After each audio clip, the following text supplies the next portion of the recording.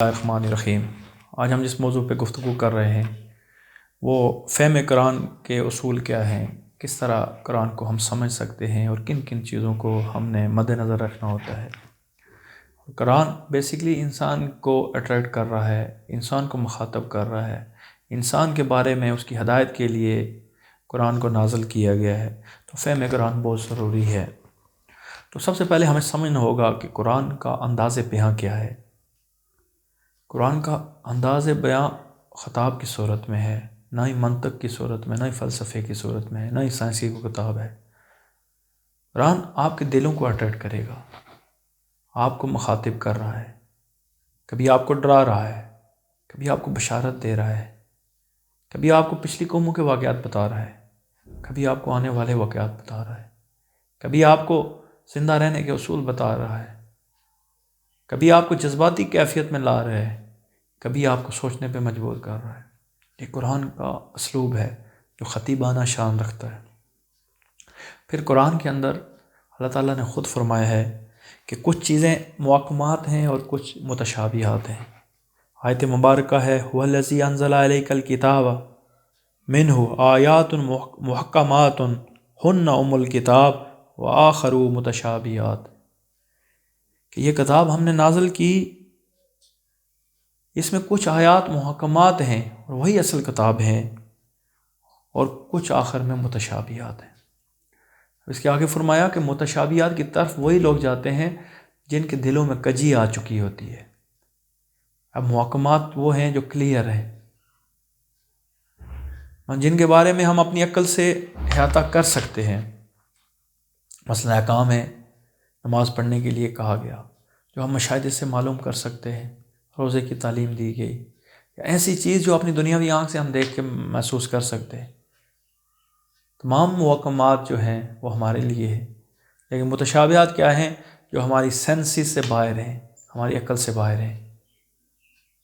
جنت و دوزخ، ملائکہ کا ذکر، قبر کا ذکر، اس طرح کی جتنی بھی چیزیں ہیں یہ متشابہات میں آئیں گی۔ ان کا احاطہ ہمارا عقل نہیں کر سکتی، اور جن کے ذہنوں کے اندر کجی ہوتی ہے وہ متشابہات کے پیچھے پڑتے ہیں، کیونکہ متشابہات سے وہ جھگڑا کراتے ہیں، وہ فساد پھیلاتے ہیں۔ تو ہمیں محکمات کو سمجھنا ہوگا اور متشابہات کو منہن ایمان لانا ہوگا۔ پھر تاویل و تفسیر کا بھی پتہ ہونا چاہیے کہ قرآن سے کون کون سے مفاہیم نکل رہے ہیں، کون کون سے مطالب نکل رہے ہیں، اور اہل علم نے اس کو کس طرح ڈسکس کیا ہے، اس آیت کو کس پیرائے میں دیکھا ہے۔ پھر تاویل عام اور تاویل خاص کا بھی علم ہونا فہم قرآن کے لیے ضروری ہے۔ تاویل خاص یہ ہے کہ نبی صلی اللہ علیہ وسلم کے دور میں جب قرآن نازل ہوا اس دور کے کیا حالات تھے، شان نزول دیکھنا پڑے گا۔ کیا وہ اس دور کے لیے ہی تھا حکم، یا آنے والے دور کے لیے بھی تھا؟ کن حالات میں وہ نازل کیا گیا، اور اس کے بعد اس کو منسوخ کرنے کے لیے کوئی حکم تو نہیں آ گیا۔ اور تاویل عام یہ ہوگی کہ آج کے دور میں اس کو کس طرح منتقل کیا جا سکتا ہے، آج کے دور میں ان احکامات کو کس طرح دیکھا جا سکتا ہے۔ پھر تذکیر یا تذکر اور تدبر، اللہ تعالیٰ قرآن میں فرماتا ہے لقد یسرنا القرآن للذکر فہل من مدکر، کہ اس قرآن کو میں نے اپنی ذکر کے لیے نازل کیا۔ اب یہ دیکھیں کہ ایک عام شخص سے مطالبہ کیا ہے، وہ تذکر ہے قرآن کا، قرآن سے اپنی اصلاح کرے، یہ ہر شخص کے لیے ہے، اور اس کے لیے قرآن آسان ہے۔ قرآن کو آسان کر دیا، لقد یسرنا القرآن للذکر، قرآن کو میں نے سہل کر دیا، آسان کر دیا اپنے ذکر کے لیے، اور یہ تو ہر شخص سے مطالبہ کر رہا ہے۔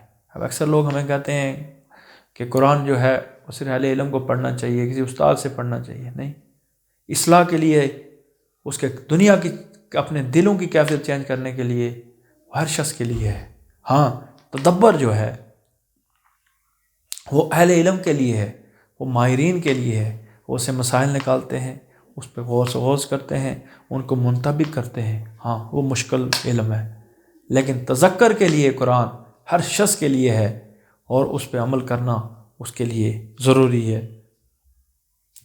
پھر قرآن ایک انقلابی کتاب ہے۔ قرآن کوئی اس طرح کی کتاب نہیں کہ اس کو پڑھ کے بس آپ رکھ لیں۔ قرآن آپ کی زندگی کو اٹیچ کرتی ہے، پھر آپ کی زندگی تبدیل ہونی چاہیے اس قرآن کے مطابق، پھر آپ کی زندگی کے اندر وہ تبدیلیاں آنی چاہیے جو قرآن آپ سے مطالبہ کرتا ہے۔ جب آپ کی زندگی میں وہ تبدیلی آ جائے گی تو فہم قرآن کا مطلب آپ حاصل کر لیں گے، مقصد حاصل کر لیں گے۔ وما علینا الا البلاغ۔